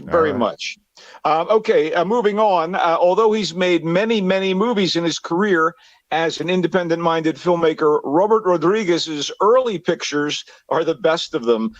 He has yet to match the charm and inventiveness of the first installment of the fun and family-friendly Spy Kids. The emotional weight of the Wild West love story Desperado, the genre thrills of the vampire flick From Dusk to Dawn, or the over-the-top explosiveness of his tribute to B-movies Grindhouse and the machete action films with the legendary Danny Trejo. So the latest from Rodriguez is Hypnotic, which is the title, not my review, just in case you're wondering. For Hypnotic, the screenwriter-director leans on the star power of Ben Affleck as his lead in the story of Danny Rourke, an Austin, Texas cop whose daughter has been missing for a few years.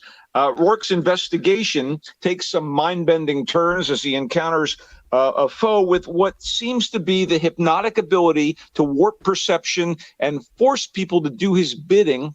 Thinking this mastermind knows something about the missing daughter, Rourke turns to a psychic played by Alice Braga to assist in the search. And of course, all is not necessarily what it seems.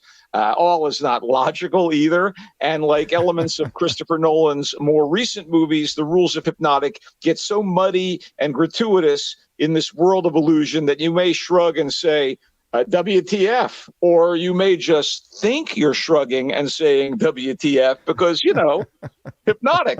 Anyway, it has its moments, but it's less clever and less mesmerizing than it wants to be. Not bad, but in theaters, streaming seems like a better bet if you're interested in Hypnotic.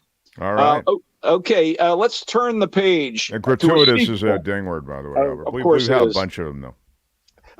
Time to turn the page to a sequel entitled Book Club, The Next Chapter. Get it? Turn the page, Book Club. Anyway, I have to be honest. I didn't see the original Book Club, or if I did, I don't remember it. And to be even more honest, I kind of wish I didn't see Book Club, The Next Chapter. Despite the return of the first movie's stars, who happen to be the generally revered actresses Diane Keaton, Jane Fonda, Candice Bergen, and Mary Steenburgen, this is pretty puerile stuff that trades in on the goodwill earned over the lengthy careers of the quartet.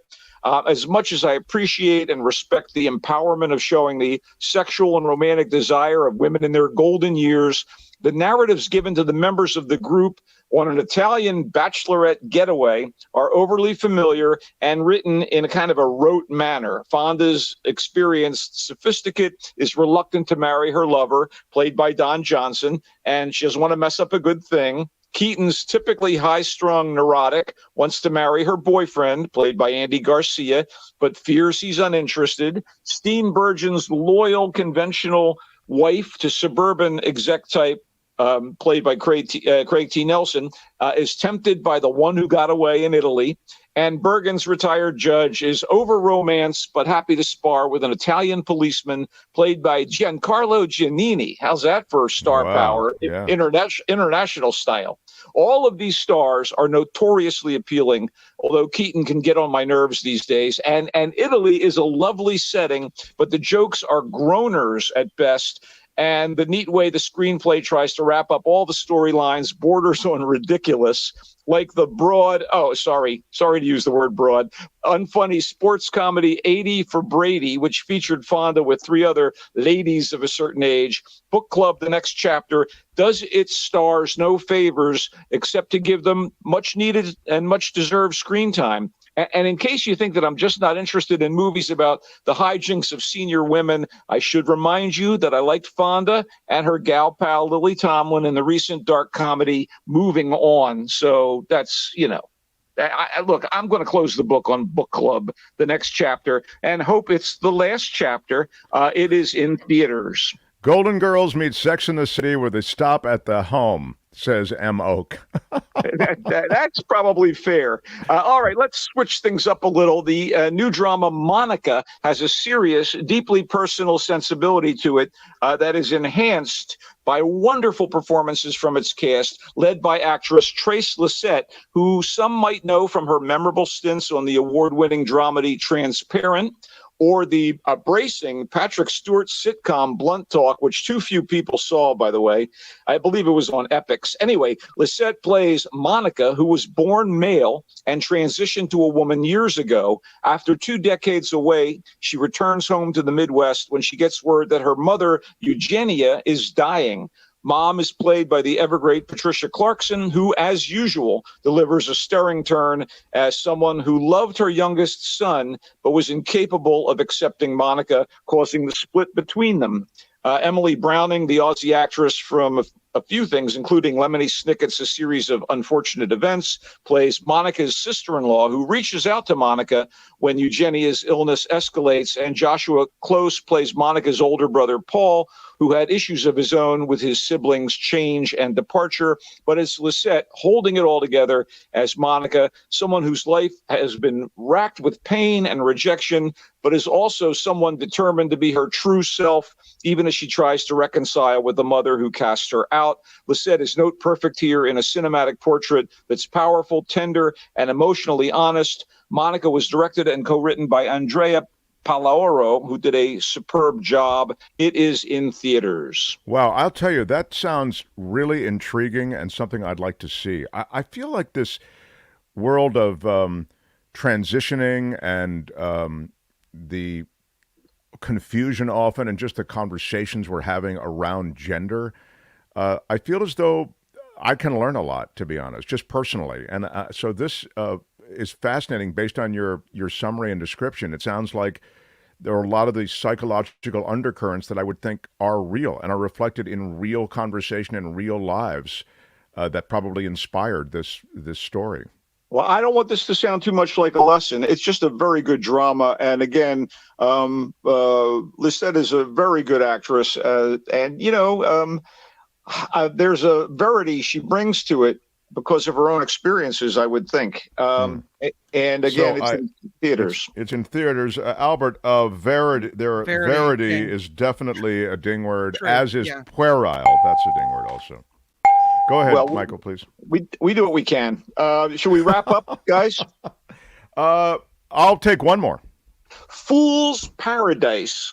Written, directed, and starring Charlie Day of the long-running sitcom It's Always Sunny in Philadelphia, and The Horrible Bosses and Pacific Rim movies, is a mild satire about a nebbishy, mentally challenged nobody who attains accidental stardom in Hollywood. This movie wants to be a mix of the player, being there, even a face in the crowd, and Day seems to want to channel the slapstick goofiness of Rowan Atkinson's Mr. Bean with bits of Jacques Tati, Jerry Lewis, and Roberto Benigni thrown in. Wow. And it has moments courtesy of Day and some of his co-stars, who include some high-powered names: Ken Jeong as a publicist on the make, Adrian Brody as an arrogant actor in conflict with the Day character, Kate Beckinsale as a famous actress, plus Jason Sudeikis, Edie Falco, Jason Bateman, Common, and John Malkovich in cameos. Wow. And And the late Ray Liotta as the producer who discovers Day's character. But despite this very seasoned cast and Day's game lead performance that tries to mix knockabout comedy with sweetness and sadness, this frequently falls flat. It's been done before and done better, but Day is definitely a skilled clown with evidence of movie-making chops, and I think he should give a hyphenate project, actor, director, screenwriter, another go. It's in theaters, but more of a streaming thing if it's something that you decide you must see. Fool's Paradise. Well, Fool's Paradise sounds chock full of talent, although it sounds as though it might have just left you a little short of the mark, as you were saying, so wait for it on streaming. Monica, with Trace Lysette playing Monica, Patricia Clarkson playing the mom. Michael really liked it and recommends it. It's in theaters now.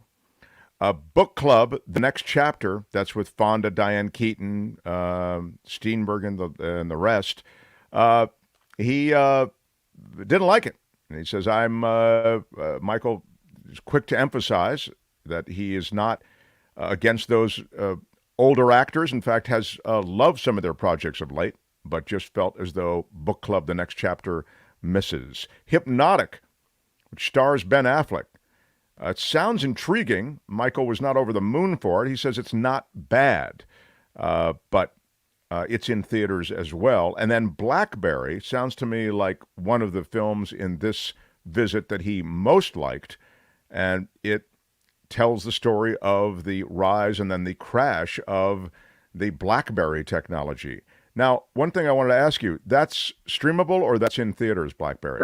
That's in theaters, and it's shot again in kind of a faux documentary style, and it is based on a true story, but with some fictionalized elements. It is going to be great to watch at home, but, I want to support a film like this, so if you are a theater goer and are interested in the topic, I would check it out. I also want to quickly note, we talk about TV stuff occasionally. Mrs. Davis on Peacock is a fun and sometimes funny dystopian sci-fi and social commentary series about a youngish, tough-ass nun, a nun played by Betty Gilpin from Glow, versus a purportedly benevolent, globally powerful AI that's trying to exert control over everybody's lives. It is crazy, and I've been completely addicted to it. Mrs. Davis on Peacock.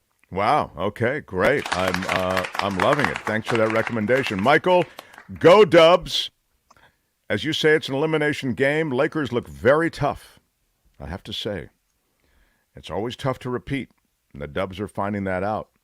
But the Dubs are still so much fun to watch play. And Mark, don't forget, we got the Corgi. We got the Corgi on our side.